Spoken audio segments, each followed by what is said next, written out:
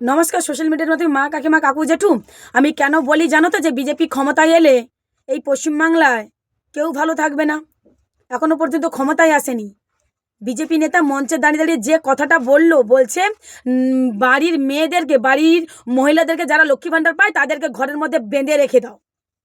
হ্যাঁ, এই কথা বলছে। এরা এখনো ক্ষমতায় আসেনি।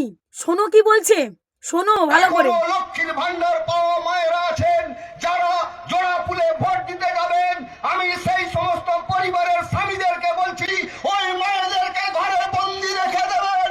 ভোটটা দিতে হবে পদ্ম ফুলে, জোড়া ফুলে নয়। এদের সাহস দেখে আমি অবাক হয়ে যাই। এটা কোন ভিত্তিতে, কোন ভিত্তিতে এরা এইসব কথাবার্তা বলে? লজ্জা করে না? এরা নাকি আবার বলে মমতা বন্দ্যোপাধ্যায় শাসনকালে নাকি মেয়েরা সুরক্ষিত নেই। এই শুভেন্দু অধিকারী, এই সুকান্ত মজুমদার, এই শ্রমিক ভট্টাচার্য, অমিত শাহ দিল্লি থেকে চলে আসে সোনার বঙ্গল করব। আরে সোনার বঙ্গল কি করবে? আগে যে আপনার ওই নেতাগুলো আছে তাদেরকে সোনার মতো সোনার ছেলে বানান দেখি। কি করবে মা কাকিমা কাকু যেটা শোনার পরে এটা মনে হয় এরা কাউকে শান্তিতে থাকতে দেবে? এরা কাউকে শান্তিতে থাকতে দেবে? এরা এই যে কথাটা বলেছে, শুধু এদেরকে নয়, বিজেপির প্রত্যেকটা নেতাকর্মীরা বাড়িতে ভোট চাইতে গেলে এরা কেন এই কথাটা বলেছে, কেন বাড়ির মহিলাদের উপরে অত্যাচার করার জন্য এরা জনসভা থেকে এই বার্তা দিতে পারে, এর জবাব, মোক্ষম জবাব কিন্তু আমার মা কাকিমাদেরকে দিতে হবে। শুধু মা কাকিমাদেরকে নয়, দাদাদেরকেও দিতে হবে।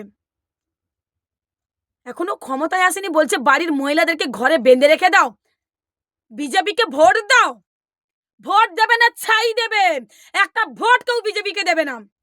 এই গুন্ডাবাজ, এই দাঙ্গাবাজ, এই গুটকাখোরদেরকে একটা ভোট নয়।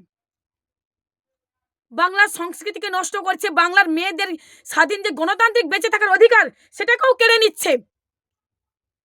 মা কাকিমা তোমরা নিজেরা বলো তো, আজ পর্যন্ত তৃণমূল কংগ্রেসের মমতা বন্দ্যোপাধ্যায় কোনোদিন বলেছে যে আমার যখন লক্ষ্মী ভান্ডার নাও আমাকেই ভোট দাও?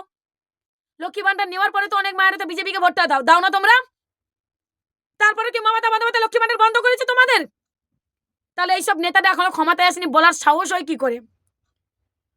তোমরা সবাই লক্ষ্মী ভান্ডারে নেবে আর সবাই এদের চোখে চোখ রেখে কথা বলে তৃণমূলের বোতামটা টিপে তুমি তৃণমূলকেই ভোটটা দিয়ে জয়লাভ করবে। কারণ তুমি যে লক্ষ্মী ভান্ডারটা পাচ্ছ এটা আগামী দিনে যাতে আরো দ্বিগুণ হয়, আর এসব দাঙ্গাবাজদের যাতে বাংলা ছাড়া করা হয় তার ব্যবস্থায় বাংলার মেয়েদেরকে নিতে হবে। শুধু মেয়েদের নয়, বাড়ির দাদাদেরকেও নিতে হবে। আমি শুধু একটা কথা বলি, এখন এরা ক্ষমতায় আসেনি, কিভাবে বাড়ির মেয়েদের উপর অত্যাচার করা হয় সেটা সবাই দাঁড়িয়ে বলে দিচ্ছে। এরা কি মানুষ? বুঝতে পেরেছ? এরা কি মানুষ? শোনো মা কাকিমা কাকু জেঠু, অনুরোধ করছি আমি তোমাদের কাছে, এগুলো দেখে যদি বুঝতে পারো যে মেয়েদের ভবিষ্যৎটা কি হবে বিজেপি ক্ষমতায় এলে, তাহলে আমি মনে করি তোমরা একটা ভোটকেও বিজেপিকে দেবে না। আমি সেই সব দাদাদেরকেও বলছি, এরা এখনো ক্ষমতায় আসেনি। দেখেছো, দেখেছো কি বলেছে? এর যদি আগামী দিন ক্ষমতায় আসে, আজ তুমি বিজেপি করছো, বুঝতে পারছো? যখন তোমার মেয়ে 15-20 বছরের হবে, এখন বিজেপি শাসিত রাজ্য যদি ওটা হয়ে যায়, তাহলে তোমার মেয়ে কিন্তু সুরক্ষিতভাবে কোথাও যেতে পারবে না। এটা মাথায় রেখে বিজেপির সাপোর্টার হয়ে কথা বলো তোমরা।